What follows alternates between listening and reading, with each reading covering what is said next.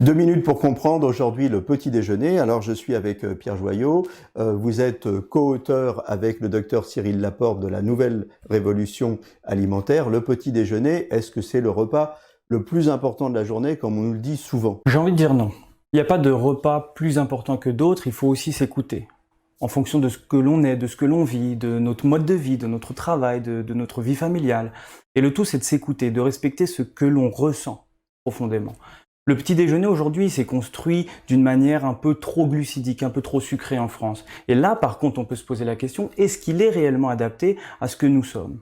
On sait que ce que l'on mange en fonction du moment où l'on mange certains aliments a une action différente sur le cerveau et sur l'action et l'activité de certains neurotransmetteurs qui vont avoir un rôle bien précis en fonction du moment où on va les activer. Le matin, on sait qu'il est nécessaire d'activer plutôt des neurotransmetteurs qui vont nous permettre d'être motivés, de nous booster, la dopamine, la noradrénaline. Et ce qui permet de booster ces neurotransmetteurs pour que l'on soit bien en forme dans la journée, ce sont plutôt les protéines animales ou végétales. Et non pas les glucides, ce que nous consommons depuis une cinquantaine d'années maintenant dans notre société en très grande quantité le matin au petit déjeuner. Donc ça veut dire que le petit déjeuner avec les tartines, la confiture et la viennoiserie, c'est plutôt pas la bonne formule. C'est plutôt pas la bonne formule.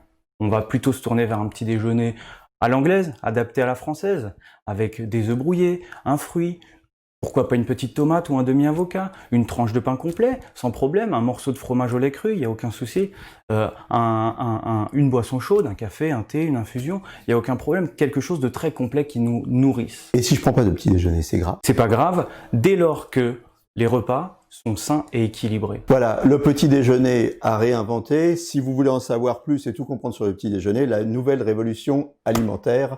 À très bientôt et d'ici là, portez-vous bien.